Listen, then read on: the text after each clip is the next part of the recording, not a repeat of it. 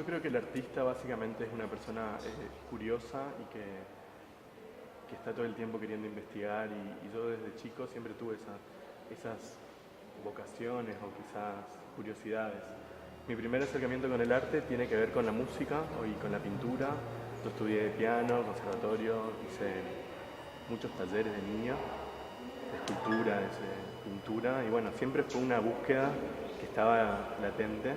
Y bueno, cuando llegué a la Facultad de Artes, en el 97, me inscribí en dos carreras, en técnico ceramista y en diseñador gráfico, y cursé muchísimos talleres. O sea, en realidad era muy apoyado por mi familia también. O sea, mi padre me dijo, anotate en todas las carreras. Y bueno, la decisión mía de recibirme de diseñador gráfico fue por una cuestión de que pensaba que iba a ser mi fuente de entrada de dinero, aunque las búsquedas artísticas siempre estaban latiendo, ¿no? Yo creo que mi obra se basa en el dibujo y mi investigación pasa un poco por eso, por la línea. Y en el año 98 yo hice un curso de recortes de papel, que es una técnica suiza que se llama Scherenite, con una profesora suiza, justamente es una técnica suiza de Alemania, de épocas de mucho tiempo atrás, cuando la gente en el invierno se llenaba de nieve y empezaban a cortar con tijeras por una cuestión de pasar el tiempo o de distracción, ¿no? Y bueno, ella viene a dar ese curso en la facultad y yo venía ya trabajando con grabados y con dibujos, pero nunca había encontrado la capacidad y la definición que me daba el papel recortado. O sea, siempre mis líneas iban como fluyendo, pero el recorte en papel a mí me dio la posibilidad de definir mucho más los trazos y de darme cuenta de cómo construir mejor y también me daba la posibilidad de la sombra. Después me recibí diseñador gráfico, me fui a vivir a Brasil y trabajaba en una productora de cine y mientras los momentos de render recortaba.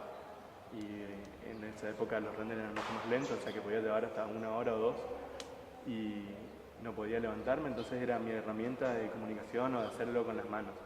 Y recortaba y tenía pilas de esos papeles sin saber que eran parte de mi obra.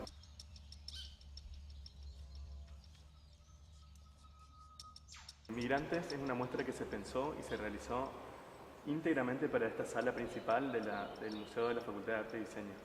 A mí me invitan a esta muestra y mi objetivo principal era generar quizás una base para que los propios alumnos de la facultad puedan a partir de ahí generar muchas más cosas. Se pensó el concepto en la gente que decide cambiar, en el punto de inflexión que tiene una persona que decide cambiar y decide abandonar su lugar y irse a otro lugar con lo que eso conlleva, es decir, la adaptación, llegar a un lugar diferente, muchas veces hablar otro idioma, o los propios alumnos que vienen a estudiar acá que deciden abandonar. O sea, los motivos son innúmeros, porque se enamoran, porque quieren capacitarse, porque no tienen otra, pero la decisión de querer cambiar es lo que yo valoro. Es decir, ese punto donde yo decido y me arriesgo y hago lo posible para cambiar.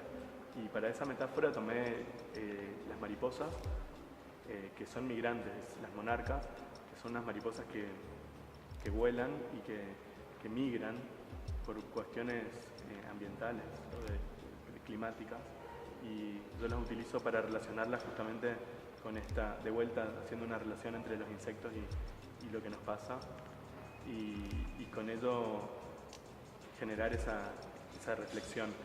Y para esta muestra hice 5 mariposas gigantescas que se están escapando o están yendo hacia esa selva, hacia un laberinto que se accede a la muestra a través de ese laberinto y sobrevuela por unos teales, que también es una transformación del paisaje natural. Es decir, el laberinto es una especie de selva virgen y el teal es como lo que pasó después.